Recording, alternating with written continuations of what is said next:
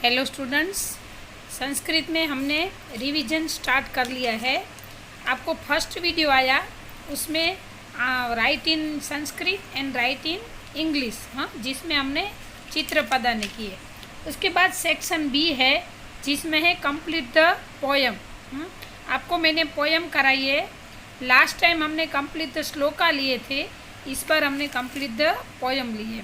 तो वापस से मैं इस एक बार पोयम आपको बाय हार्ट कराती हूँ, गा के सुनाती हूँ तो आप अच्छे से याद रहे। हस्ती हस्ती हस्ती दिव्या दैवी सृष्टि, कदली सदृशि सुंडा स्तंभ समाना पादा, सुरपाकारौ कर्णौ धवलौ दीर्घौ दन्तौ, उदरं भण्डाकारम् उन्नत बृहत् शरीरम् अल्पं तुच्छं पुच्छम् अहो अहाविचित्रं, पर्वतसदृशि गात्रे सर्पसन्निधि नेत्रे, अथमति बलवान एषः अंकुशमात्रात् भीतः। ये आपको बाय हार्ट करनी है, जो आपको कंप्लीट द पोयम में आएगी। अब नेक्स्ट टॉपिक है आंसर इन संस्कृत।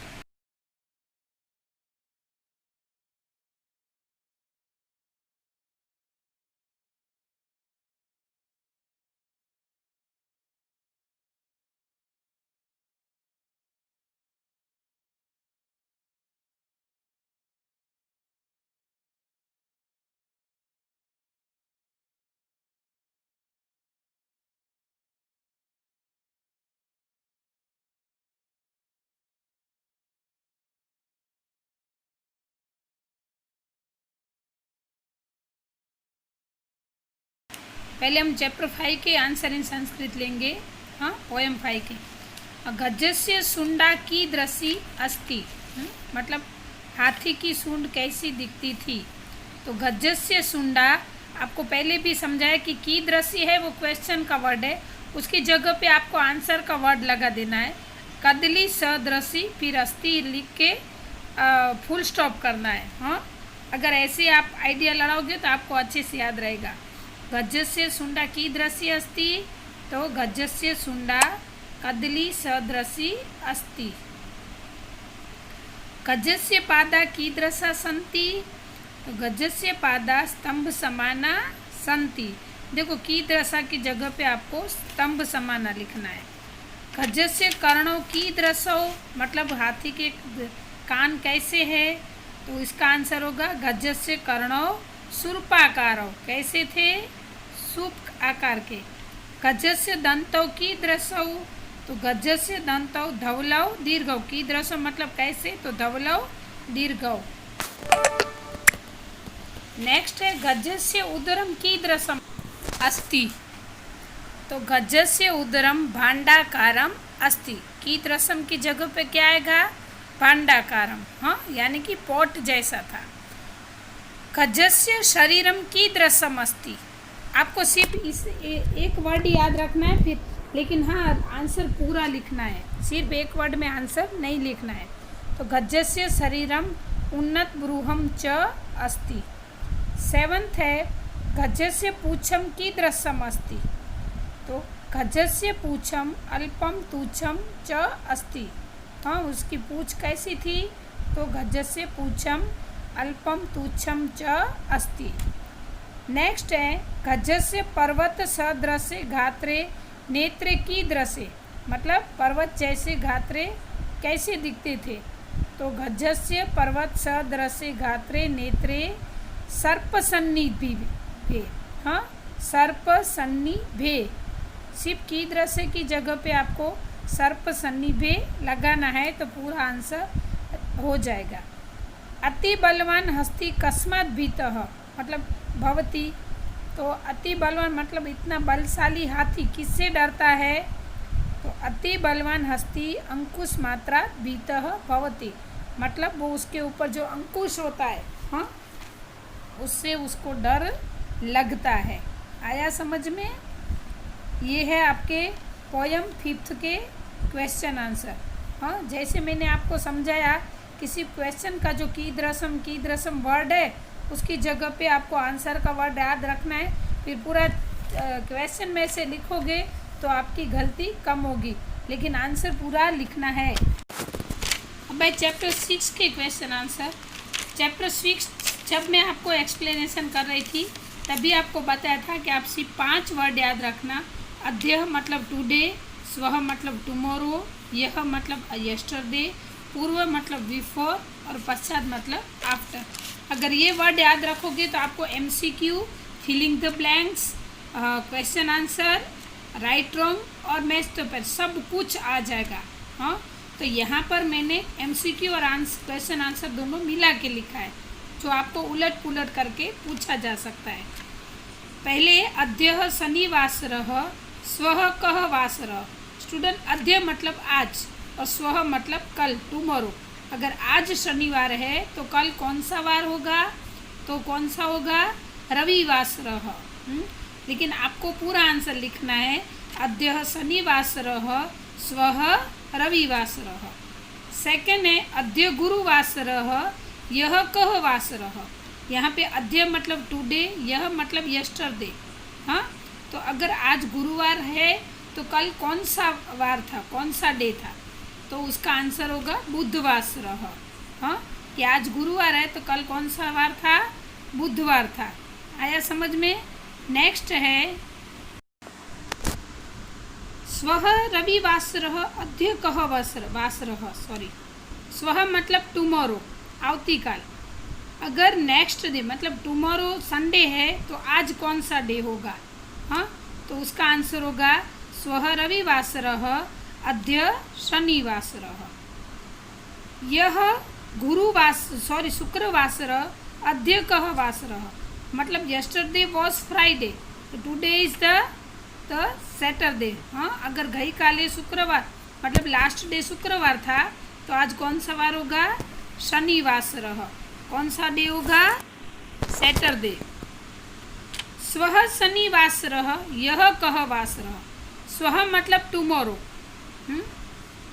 हाँ, मतलब नेक्स्ट डे अगर टुमारो मतलब આવતીકાલે શનિવાર છે। हाँ, तो यह तो गई काले कयो वार હતો? तो गुरुवासरः। क्यों पता है? देखो, स्वः मतलब नेक्स्ट डे, टुमारो, टुडे मतलब अद्य और यह मतलब यस्टरडे। अगर कल सैटरडे है, हाँ, तो आज कौन सा डे होगा? फ्राइडे।